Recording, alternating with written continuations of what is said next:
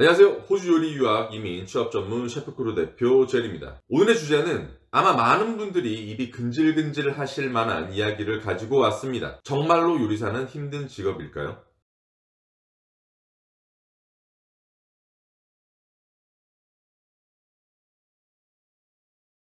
얼마 전 제 채널에 댓글을 달아주신 분이 있는데 그 댓글을 바탕으로 이번 영상을 만들어 볼 거고요. 다양한 경험이 있을 수밖에 없는 이 분야에서 다른 의견을 가지고 싸우자는 이야기가 아니고 각자가 경험한 것들에 대해서 자연스럽게 지식을 공유하시면 되니까 여러 의견 남겨주시길 바랍니다. 하지만 어떤 경험이 이렇다 저렇다 말하시기 전에 당당하게 본인의 경력과 배경을 밝히시고 이 직업에 대한 명함을 이야기하시면 더 설득력이 있겠죠. 하지마, 힘들어, 이렇게 이야기하시는 요리사분들은 지금 잘 살고 계시고 성공하셨기 때문에 이 과정이 힘들다고 이런 말씀을 조언하시는 건지는 궁금합니다. 제 주위에 있는 한인 요리사분들을 비롯해서 외국 수셰프, 헤드셰프급 오너 셰프님들을 전 꽤 많이 알고 있는데 한국 사람들처럼 3D 직업이니 너무 힘드니 박봉이니 라는 말들을 하면서 극단의 부정적인 말로써 자기 직업을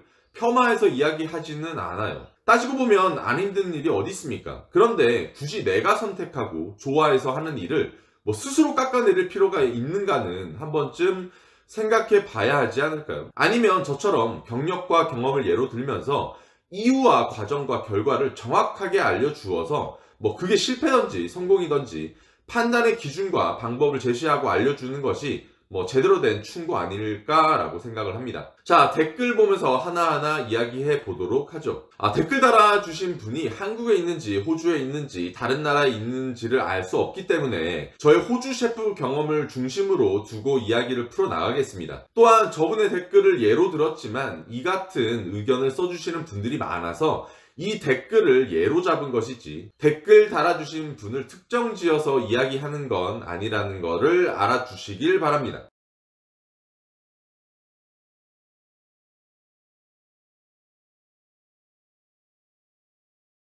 직업의 규천은 있어요. 태생적이던 자의적이던 타의적이던 그런 사회에 살고 있지 않습니까? 하지만 요리사를 3D 업종이라고 말하는 건 전 너무 싫어합니다. 그렇게 보면 제 친구들 직업인 정원사, 용접, 페인트공, 메카닉, 미용사, 요즘에는 특히 간호사 다 3D 업종 아닙니까? 3D 업종이라고 불리는 가장 큰 이유는 정확하게 말해서 일하는 거 대비 돈을 못 벌어서 라는 이유가 가장 큰 것 같습니다. 3D, difficult, dirty, dangerous인데 위에서 말한 직업 중에 안 포함되어 있는 게 있나요? 디자이너 친구가 있는데 연봉 7천이고 맨날 출장 왔다 갔다 졸음운전 때문에 사고 날 뻔하고 아이디어 매일 쥐업 짜내야 하고 약품도 맨날 만지고 손만 가지고 납품업체랑 맨날 싸우고 쉬지 않고 일하는 친구도 3D인가요? 새벽 4시에 출근해서 오후 2시까지 일하는 정원사 친구, 맨날 나뭇가지 먼지 뒤집어 쓰고 땡볕에서 일하는데 월급 400만원, 일찍 끝나는 일을 하고 있어서 서핑이 취미인 이 친구, 그럼 3D 직업이 아닌 건가요? 결국 우리는 3D 직업이라는 걸 돈과 연결 짓습니다.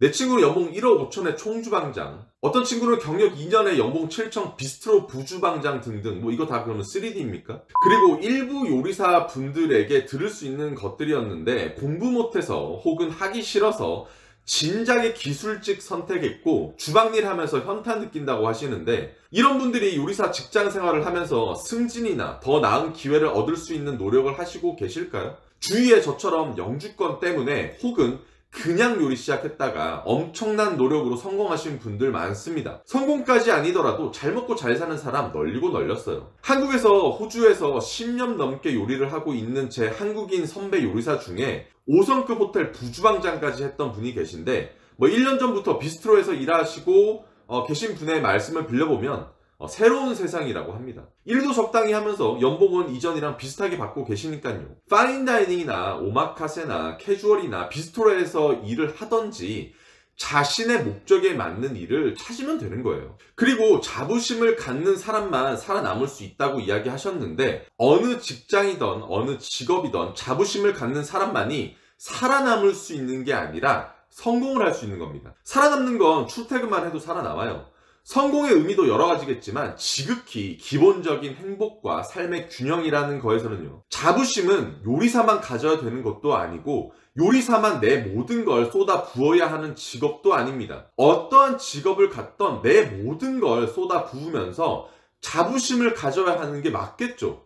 성공하려면 다들 이렇게 사는 게 아닌가? 출퇴근하려고 직업을 가진 게 아닌 거잖아요.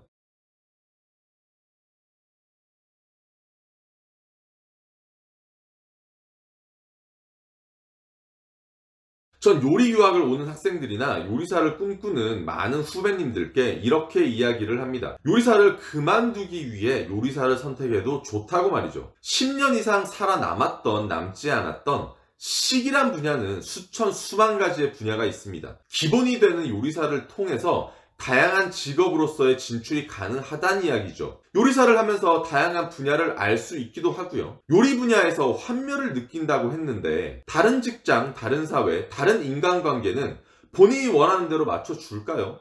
요리사보다 나을 거라고 장담하시나요? 그렇게 환멸을 느껴서 요리를 그만두시는 분들이 다른 분야에서 즐겁게 돈 많이 벌면서 살고 있다는 증거 있습니까? 저는 적어도 그런 사람들, 그렇지 않은 사람들을 많이 알고 있습니다. 하지만 적어도 환멸을 느껴서 요리사를 그만둔 경우는 전 못 봤습니다. 그럼 살아남은 사람들은? 키친에서 10년 넘게 일하고 있는 수십만의 요리사는 특별한 사람들일까요? 그렇지 못하는 사람들은 다 실패자고 어떠한 커리어를 어떻게 어디에서 쌓고 있다는 것은 상관없습니다. 하지만 적어도 본인이 선택할 수 있는 부분은 요리 분야에서 정말 많다는 거죠. 정답이 있었으면 다들 미쉐린 가야지, 5스타 가야죠. 그런데 소비자가 찾는 음식은 다양하고 당장 우리만 봐도 오늘 김밥 먹다가 내일 파스타 먹다가 기념일에는 파인다이닝 갔다가 하잖아요. 그만큼 다양한 소비층이 있는데 뭐가 정답이 되겠습니까? 10년 요리하다가 넘사벽 유튜브를 하고 계시는 승우아빠, 10년 요리하다가 부시라는 조리복을 만들어서 이제는 작업복까지 만드는 벤처회사 대표 동갑내기 백원웅, 호주 유일 요리 유학 이민 취업 전문 회사를 운영하는 저, 환멸까지는 아니지만 다들 실패한 요리사인데 경험으로 경력으로 다른 일 찾아서 10년 요리한 것보다 훨씬 더 많은 실패와 노력을 퍼부어서 잘 나가고 있는데 그 누가 저희 보고 나가 떨어졌다라고 말할 수 있을까요? 예를 들어본 이 3명 다 요리사 할 때 힘듦은 당연히 느꼈을 것이고 똑같이 요리 산업에 대한 자신의 희망을 못 봤던 것이기 때문에 그 힘들다고 하는 요리사를 하면서 다른 일까지 준비했던 거고,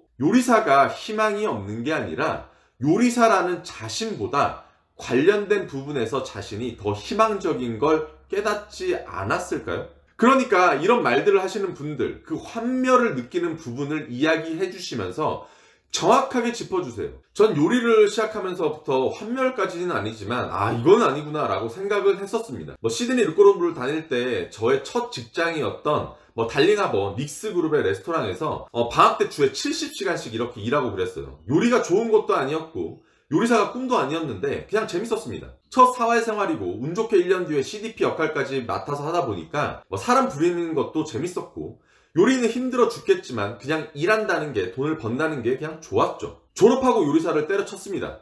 전 제가 다른 걸 할 줄 아는 능력이 있는 줄 알았어요. 영어 못해, 학력은 요리대학교야, 배운 건 요리밖에 없어. 결국엔 다시 돌아갔죠. 그런데 다시 돌아간 곳이 호주 1위 레스토랑, 전 세계 4위 레스토랑 테스야였던 거예요. 운 좋게 들어갔었죠. 정말 살면서 그렇게 고통스럽게 일해 본 적은 없었습니다. 영어도 안 되고 경력도 제대로 없는 외국인이 세계에서 내놓으라 하는 셰프들 사이에서 욕먹는 것밖에 더 했겠어요. 일하면서 제대로 식사를 해본 기억도 거의 없고 주말에는 뻗어 있고 하루에 10시간 이상의 중노동. 그래도 요리 공부도 엄청 열심히 하고 영어 공부도 죽어라 했습니다. 요리를 좋아한 것도 열정이 있는 것도 아니었지만 세계적인 업장에서 25명 되는 셰프들님과 있으려면 살아남아야 하고 잘해야지만 승진도 할 수 있고 좋아서 하는 일이 아니더라도 그냥 열심히 했습니다. 2년만 버티면 내 이력서에는 테스야의 이름을 얻을 수 있으니까요. 그리고 저는 이 시기에 요리신문을 엄청 읽었습니다. 그만큼 요리사에 관련된 산업에 대해서 폭넓게 알아갈 수 있었고 이 작은 업장이 모여서 요리 산업을 구성하고 산업에 연관된 사업, 사람, 회사, 나라 등을 볼 수 있었습니다. 그래서 저는 이때부터 2가지의 꿈을 꾸게 되었죠. 하나는 스타셰프, 그리고 요리 관련된 산업. 뭐 어쨌든 2년 못 채우고 너무 힘들어서 살기 위해서 요리를 또 때려쳤습니다. 연봉은 그 당시 6천 받았었고 팁도 현금으로 한 300만원씩 받았었고 명성도 있겠다, 저에게 레스토랑 하자고 찾아온 사람도 있었지만 뭐 스타셰프리고 나발이고 꾸미고 일하면서 18kg 정도 살이 빠졌으니까 살기 위해 그만뒀습니다. 아예 포기했어요. 또 그런데 인생 또 어떻게 잘 풀려 약간 스타셰프 될 수 있지 않겠나 라는 생각을 또 했죠. 그러다 보니까 널널하지만 이름이 있는 곳이면 좋을 것 같아서 5스타 더 웨스틴 호텔에 취업을 합니다. 이전에 일했던 테스야의 이름이 너무 크다 보니까 쉽게 좋은 조건으로 뽑혔어요. 뭐 고생한 보람은 있구나, 내가 요리를 못하는 걸 이 사람들은 모르고 약간 내가 이전에 일했던 그 이름만 보고 그냥 뽑구나 라고 생각은 했습니다. 정시 출근 정시 퇴근을 합니다. 오버타임 없었어요. 아니, 일하는 시간은 반으로 줄었는데 연봉은 비슷해. 얼마나 좋습니까? 이때는 일 끝나고 동료들이랑 낚시 가는 재미로 살았었죠. 그런데 일하다 보니 성에 안 차. 그래서 메뉴 개발하고 더 좋게 하기 위해서 1시간 일찍 오고 1시간 늦게 퇴근하고 그랬습니다. 그래도 성에 안 차.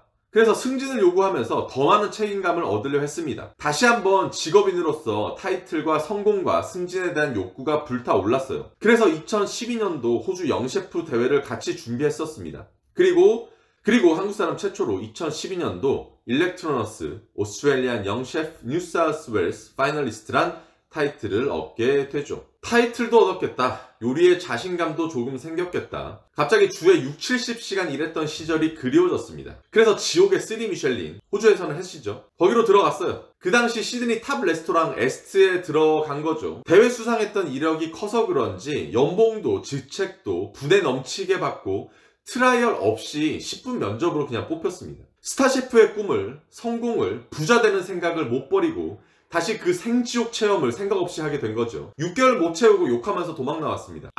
그때 깨달았어요.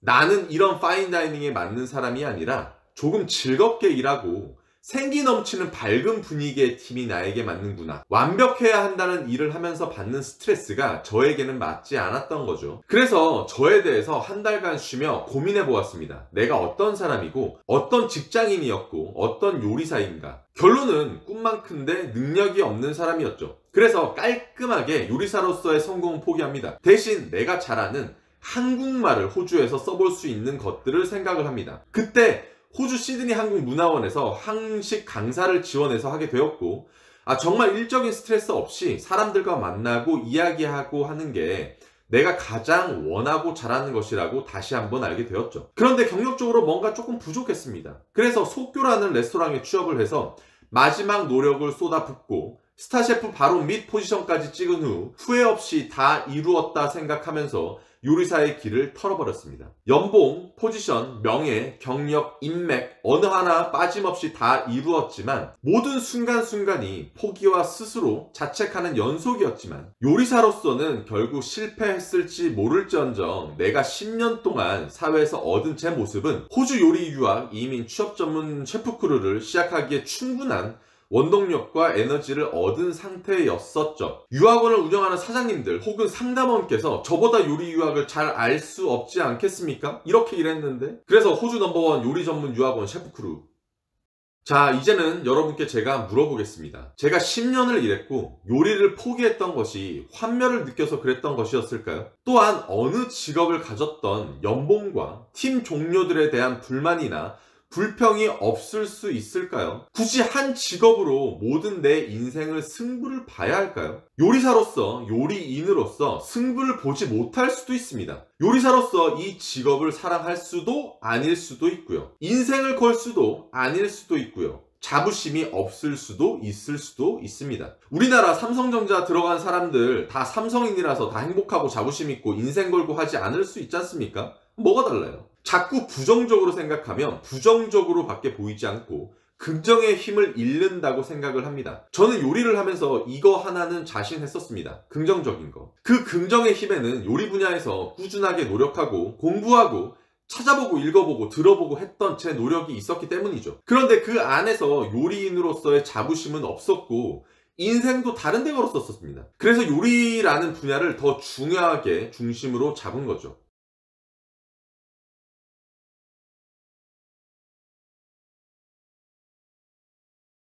하시는 분들, 특히나 저처럼 파인다이닝 미쉐린급에서 일하면서 현타를 아주 세게 맞게 될 겁니다. 왜냐? 이 시기는 돈도 별로 안 되고 가진 고생은 다 해야 되기 때문이죠.